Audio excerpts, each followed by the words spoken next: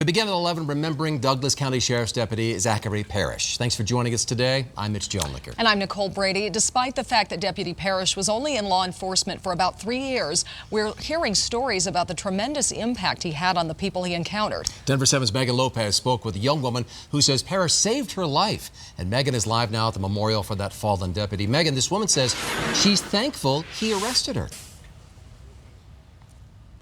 Believe it or not, yes, she is. She wants Deputy Parrish's family to know that that one act changed her life around. And she wanted to share her story with us because she wants other people to know about Deputy Parrish's life and his work as a police officer instead of focusing on how he died.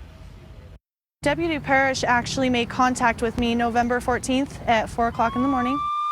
It's not the sort of encounter most people are thankful for. I had been drinking and driving, and he made contact with me, and that night I ended up getting arrested. Not the dark truth most would even be willing to talk about. I was going down a really bad path. And not how Angela Jensen expected to be treated by someone who caught her drinking and driving. Very calm. Just his voice, I was so scared when he pulled me over. But then again, Deputy Zack Parrish was not like most people. I just remember him saying, "Good people make mistakes, you're not a bad person." He talked to me so calm, and I felt like God put him in my life for a reason. Jensen credits him with saving her life. I wrote an apology letter and I said, I understand what this can do, and I'm going to change. But when she had a chance to thank him in person at a Castle Rock PD Citizens Police course, I was too shy to kind of go say hi to him or anything, so I didn't. Finally, about a year ago, she got a second chance. Deputy Parrish had pulled her over for a broken taillight. And I said, "You may not remember me, but about a year and a half ago, you pulled me over for drinking and driving, and I wanted to say thank you because I don't know where I would be. I don't know where my daughter would be." And he just got this amazing smile on his face. When she heard the news of his passing, she attended his vigil and made these images to honor the young deputy. Jensen says she just wants the Parrish family and his brothers in blue to know his flame is never going to burn out, and they had an amazing man on their team. And he may not be here physically, but he's here in spirit.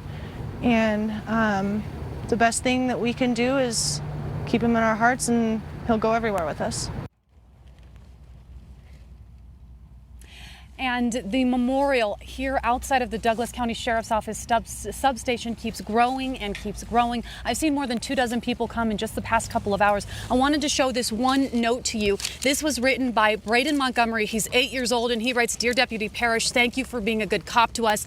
12-year-old Gavin on the other side wrote, "Thank you for keeping us safe from everything that has been going on, and many of your families are going to be in our thoughts and prayers." It just shows how much of an impact this moment has had on people here in this community. Deputy Parrish's funeral is set for Friday at 11 a.m. Reporting live in Highlands Ranch, Megan Lopez, Denver 7.